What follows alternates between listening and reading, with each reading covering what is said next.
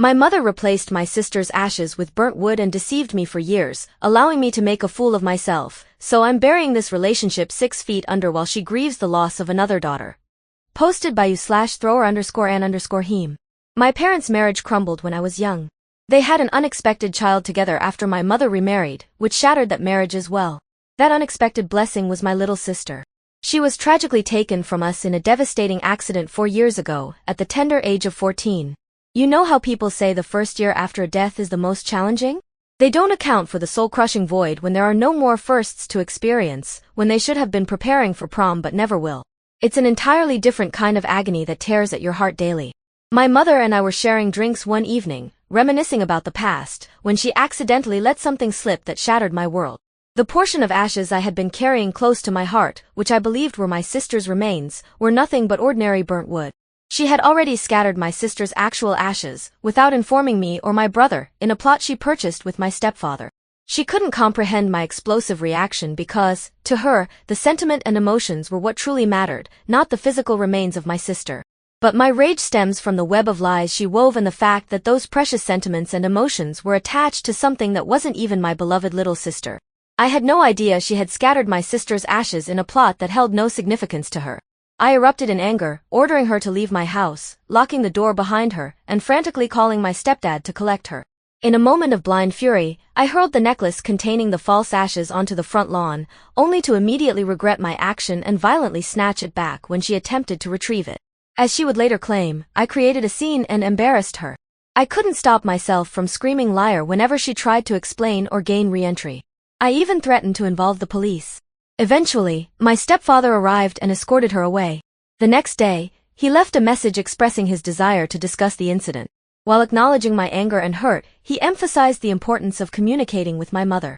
According to him, she's a grieving mother, and my sister's death was a devastating blow that left the entire family struggling to find their footing. He urged me to show compassion.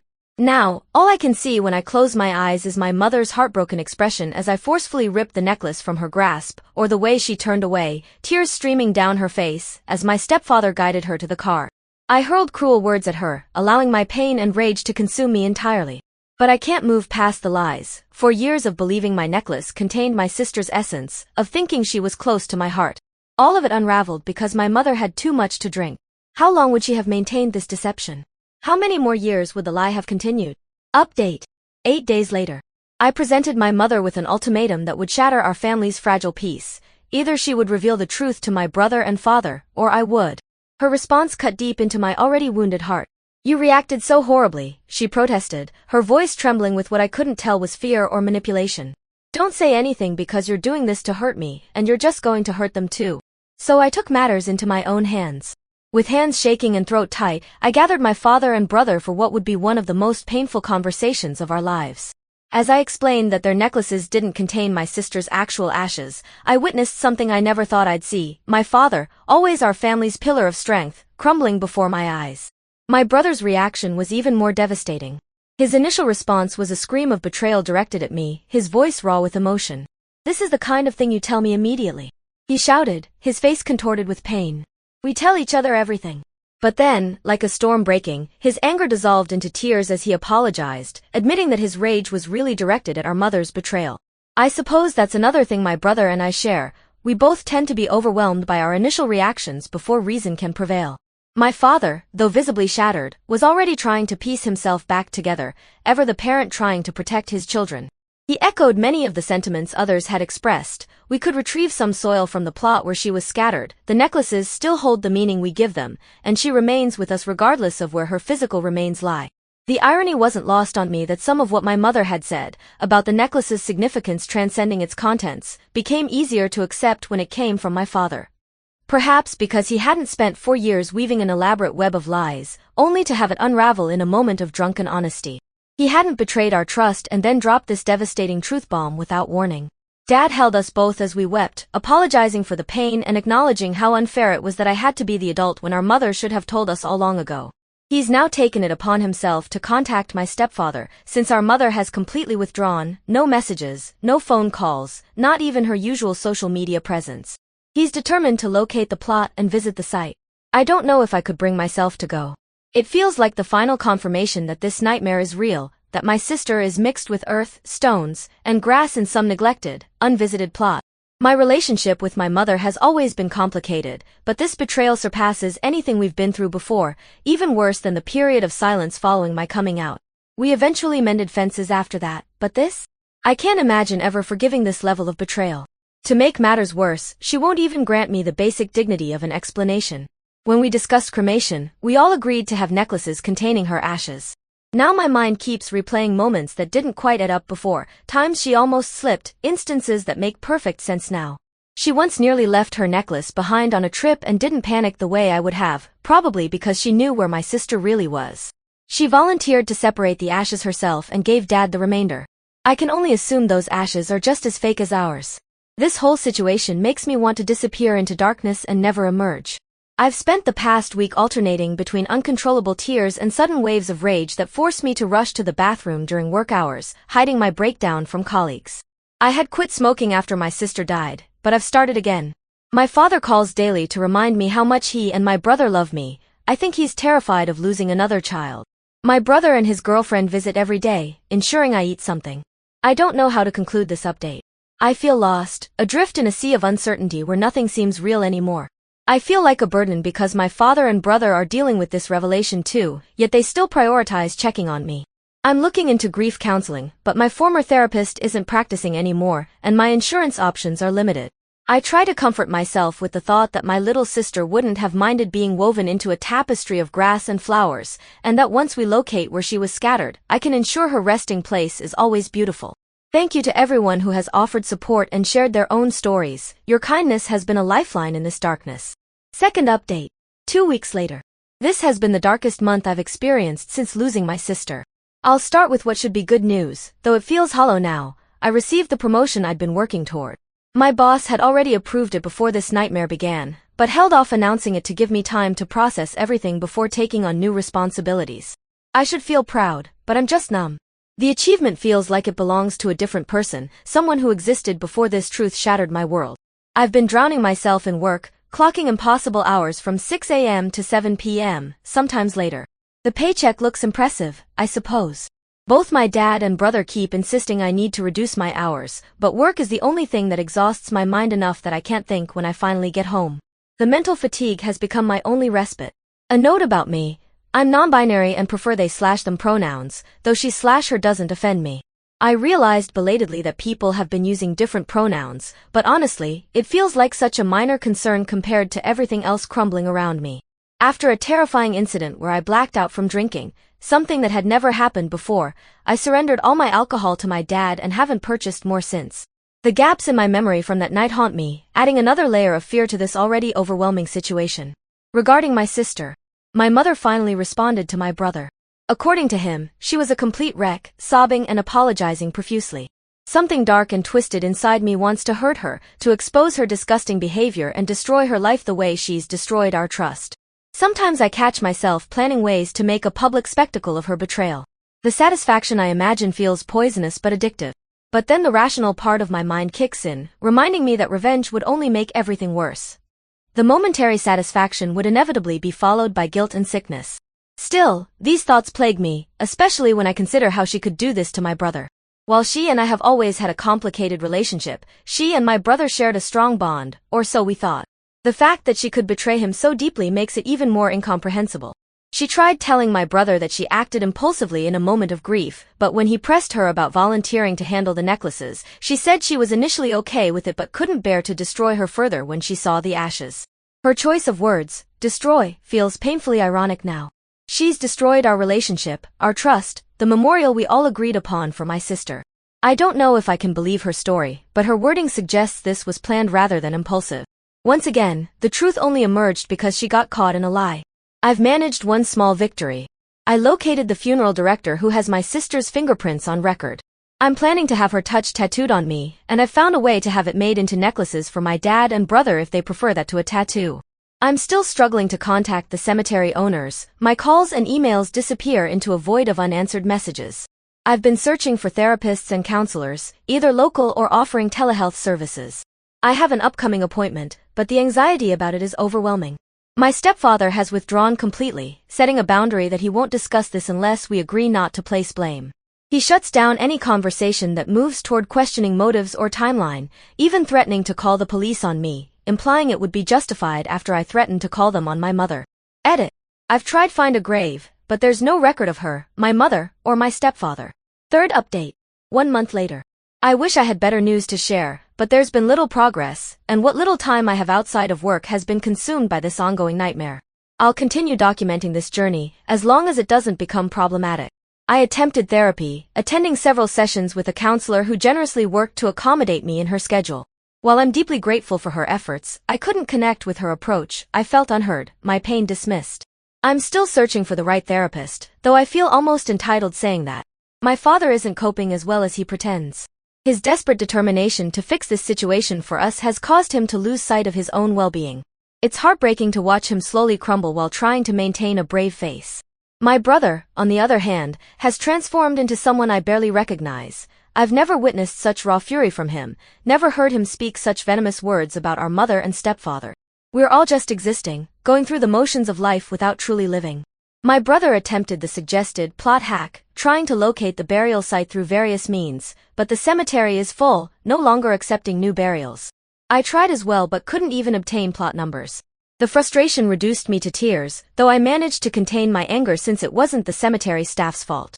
Still, each new dead end feels like losing my sister all over again. Our mother maintains her wall of silence, except for one particularly cruel proposition. She offered to let me purchase the plot from her. She presented it as some kind of peace offering, suggesting my brother and I could share it, ensuring we'd be buried together with our sister. Her words dripped with false benevolence. This way, you can all be together. The total cost, including the plot, headstone, permits, required by state law for such sales, and care, would exceed $9,500. She and my stepfather magnanimously offered to waive the headstone cost to make it easier for my brother and me, supposedly to compensate for us not being present at the scattering. No mention of how our father was also excluded, no genuine apology, just an opportunity to pay for the privilege of accessing our sister's final resting place. I want to believe she doesn't intend this as the cruel manipulation it appears to be. My stepfather insists this is her attempt at reconciliation, urging me to meet her halfway. But I can't keep doing this dance of pain and manipulation. Part of me wants to forget about the plot entirely, to erase my mother from my life and make peace with what little I have left of my sister. Then the guilt crashes in. What kind of child thinks about completely cutting off their parent? My stepfather's judgmental attitude only intensifies this internal conflict. I tried explaining that I just wanted some soil from the plot for a memorial, but my stepfather responded by threatening to sell the plot back to the cemetery because clearly nothing else will satisfy you. My brother and I agree this threat is likely empty. Our mother would never separate herself from the plot if she really scattered our sister's ashes there. We both know that even if we purchase it from her, she'll continue visiting our sister. Yet I can't shake this nagging suspicion that there's more to this story, that perhaps the cemetery is just another smokescreen. Could she have done something else with the ashes? Something she's clever enough to hide behind this convoluted lie, even while drunk. I keep staring at my bank account. My brother seems opposed to buying the plot, though his fury at the offer makes it difficult to discuss. Every time I try to bring up the possibility, he launches into a speech about creating our own memorial and how her offer is needlessly cruel.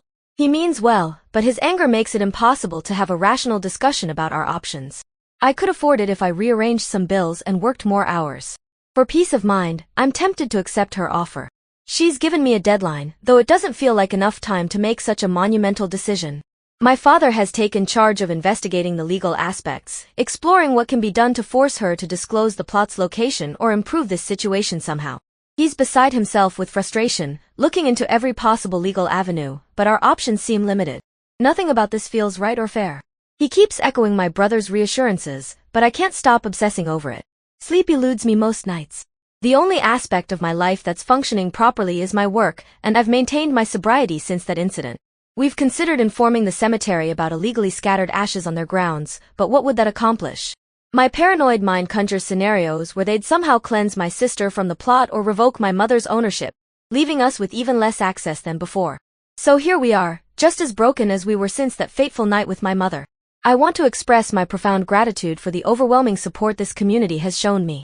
Your kindness has provided stability and perspective when my immediate reality offers neither. Thank you all. Fourth update. 1 month later. About a month ago, my boss finally intervened, insisting I take Saturdays off from my usual work schedule. The sudden emptiness of those Saturdays felt alien and unsettling. One particularly dreary Saturday, I found myself at the park, the air thick and oppressive from recent rain. My sister would have been complaining, begging to go people watch at a restaurant instead. I probably looked suspicious, lost in my spiraling thoughts while watching passers-by. The deadline my mother imposed loomed over me like a sword of Damocles, filling me with anxiety and rage every time I noticed the date drawing closer. It was consuming my every waking moment. Then something clicked. I've lost my sister, I've lost my mother and stepfather, I might have lost my mind, but I haven't lost my brother or my father. I still have my job, which I genuinely enjoy. So I made a decision that felt both liberating and terrifying. I stopped trying to communicate with my mother. I let her deadline pass without response. That's when the real onslaught began. First came the calls without messages, then texts asking if I was home or could call her back. She started posting passive-aggressive Facebook updates about how isolation causes mental illness in the elderly. My stepfather left voicemails pleading for me to open the door to communication and reconciliation. When these tactics failed, she escalated to calling me at work or in the middle of the night. The one time I answered, not checking the caller ID first, she immediately accused me of being cruel. I hung up and blocked both their numbers. My stepfather appeared at my door, waiting for 10 minutes before leaving behind a box. A concerned neighbor later told me about the stranger lurking at my doorstep. The box contained childhood artwork and crafts I'd made for her years ago. I burned it all in a strangely cathartic ritual, feeling like I could finally breathe after being underwater for so long. She attempted to use my father as a messenger, but he shut that down immediately. Instead, he asked about my plans and feelings, and when I expressed my decision to cut contact, he supported me completely. My brother mostly stayed out of it, except for one pointed comment on her passive-aggressive social media post about this generation not knowing how to care for their family, a thinly veiled reference to the grave situation. It's been almost 2 weeks since her last attempt to contact me.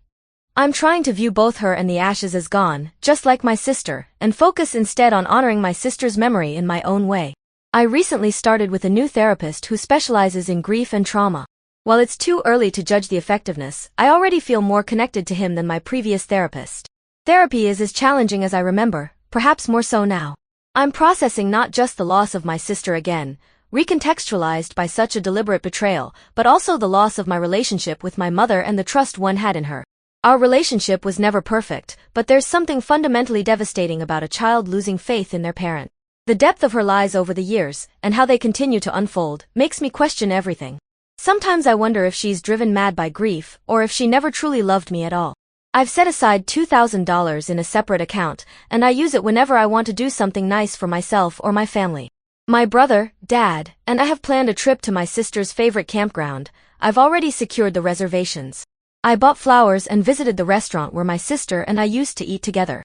In an inexplicable way, it feels like she just stepped out of the room and will be back any minute. Having this money set aside forces me to focus on positive actions rather than obsessing over the plot and ashes. I'm trying to work less, but that's proving to be one of the hardest changes. I still average 70 to 75 hours weekly because it helps to immerse myself in something I'm good at, enjoy, and that keeps my mind occupied. My sister was always incredibly generous with her money, often spending her allowance and gift money on others before thinking of herself. She'd use her chore money to buy special gifts for Father's Day, Mother's Day, our birthdays, and Christmas. She always carried extra cash to help classmates who were hungry or thirsty. I used to lecture her about her spending habits while secretly slipping extra money into her piggy bank. I'm sure she knew, but she never said anything. Using this money in ways that honor her giving spirit feels right. She would have wanted to buy me a new sketchbook before getting that book she'd been talking about for months. She would absolutely hate the idea of me buying that plot. She'd tell me not to even consider it. I don't understand how I haven't been washed away by all these tears, but here I am, crying again. I'll end this update here. Thank you again to everyone. Your support means more than I can express. Fifth update. 4.5 months later. It's been a considerable time since my last update, and I don't anticipate needing to post again after this. I'll keep this account active though, as lurking in grief support subreddits has been unexpectedly therapeutic. Your community's support has been invaluable, helping me understand that I wasn't to blame for any of this. After countless calls and persistent follow-up, I finally obtained my sister's fingerprints. The person I spoke with was profusely apologetic about the delay, and their genuine remorse was oddly comforting, a stark contrast to my mother's manipulative apologies. Dad also discovered a clay footprint from when my sister was a baby, one of the few treasures my mother allowed him to keep. I'm currently searching for the right tattoo artist to immortalize these precious marks. I'm alive, and I'm sober, 100 days tomorrow since my last slip in August. My father has found a new lease on life, spending time at a community center that organizes events for seniors. My brother is engaged to his wonderful girlfriend, who has this remarkable ability to make everyone feel genuinely valued and welcomed. I'm considering spending more one-on-one time with her, building our own relationship beyond her connection to my brother. On September 14th, my mother made an unexpected appearance at my door. I let her in, and she started with what seemed like a genuine apology. "I'm so sorry I hurt you," with her ashes. For a moment, it felt real.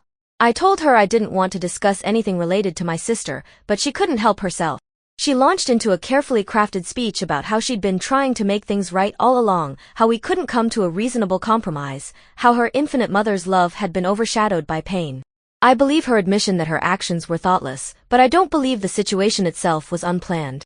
She volunteered to separate the ashes and maintain the lie for years, passing up countless opportunities to come clean. I'm proud of how I handled her apology compared to my past behavior, thanking her for it without offering forgiveness or absolution. She didn't seem to notice that I never said "it's okay" or "I forgive you" or even "I understand." We sat together, discussing mundane things, her work, her daily life, everything except the elephant in the room. I even hugged her. My therapist later explained this as hoovering, her attempt to draw me back into her sphere of influence for emotional manipulation. When I told her I wasn't ready for regular in-person contact yet, though I would call more, she revealed her true colors. She couldn't accept that I wouldn't immediately welcome her back without boundaries. She lashed out. "Keeping yourself alone is an ugly way to live. You'll regret it later." Then she played her trump card. "Your sister would hate how you're destroying the family over a mistake that I've tried many times to fix." She called it a mistake made by a mother suffering a loss I will never understand and accused me of single-handedly ruining everyone's healing process. I know my reaction gave her exactly what she wanted, an opportunity to play the victim when her child erupted in anger at her attempt to make amends. I unleashed years of pent-up fury, screaming things I'd never said before. I accused her of ruining our lives since her divorce from Dad, of manipulating people for her own satisfaction. The confrontation ended with her slamming my door on my hand and threatening to pour her ashes down the drain. The aftermath of this confrontation led to some health issues, stress-induced cardiomyopathy. My heart literally couldn't take the strain anymore. But even this has become a turning point. I've made necessary lifestyle changes, reduced work hours, no smoking, and better self-care. My father still calls regularly, but now it's just to chat, not to check if I'm okay. My brother and his fiancée happen to be in the area often, and I've grown to appreciate their presence. The house feels less empty when I'm cooking for others instead of just myself. My neighbor, who called 911 during my health scare, has been an unexpected source of support. She never treated me differently after witnessing my messy confrontations with my mother. She brought herbal tea and meals during my recovery, and even gifted me a jar opener. Her normalcy was exactly what I needed. I've rediscovered my love for baking, sharing treats with neighbors and family. Dad used to joke about me trying to fatten them up, but now he just says it's nice to see me acting more like myself. Through this simple act of sharing food, I've connected with my community in ways I never expected. I've even started helping a neighboring family, spending time with their children and offering support where I can. Halloween was a surprising milestone, my first time giving out candy instead of trick-or-treating or hiding at home. The positive reactions from neighbors and their children made me feel truly part of the community for the first time. I'm already planning to go bigger next year and possibly volunteer for local events. The holidays were difficult, but I prepared for them with my therapist's help. Thanksgiving dinner with my family was actually lovely. I laughed more than I had in months. Christmas will be hard, knowing how much my sister loved the season, but I'm better equipped to handle it now. My mother's husband dropped off food on Thanksgiving with a note, which I threw away unopened. I'll discuss this boundary violation with my therapist and plan how to handle their continued attempts to contact me. My brother's engagement has been a bright spot in all this darkness. His fiancée asked me to help with dress shopping, a kindness I appreciate, given my complete lack of fashion sense. Watching my brother light up when he talks about her dreams and ambitions is heartwarming. I'm considering using the remainder of that $2,000 I set aside to help with their wedding or her education. I don't know what my mother will do with her life now that she's lost all her children, and for the first time, I truly don't care. The loss of her aches like an extracted rotten tooth, but I'm allowing myself to feel that pain instead of trying to numb it. She isn't the mother I needed her to be, isn't even someone I'd choose as a friend. I've blocked her everywhere, changed my locks, and try not to dwell on her threats about the ashes. There's still so much that hurts. Sometimes I worry that moving on from my sister feels like a betrayal, or that the fake ashes actually hindered my grieving process. Letting go of my mother is challenging when love for her is encoded in my DNA, but I'm learning to enforce boundaries with loved ones. The void left by my sister remains deep and painful, but I'm no longer teetering on its edge or falling in constantly. I have the support and knowledge I need to stay strong and prevent my mother from causing more damage. The present holds more than just my sister's memory, my work, or the endless chase for answers from my mother. I'm engaging with my community, making plans for the future, and slowly learning to live again. The hole in my heart will always be there, but I'm learning to live around it rather than letting it consume me. Thank you all for helping me navigate this nightmare and find my way to something resembling peace.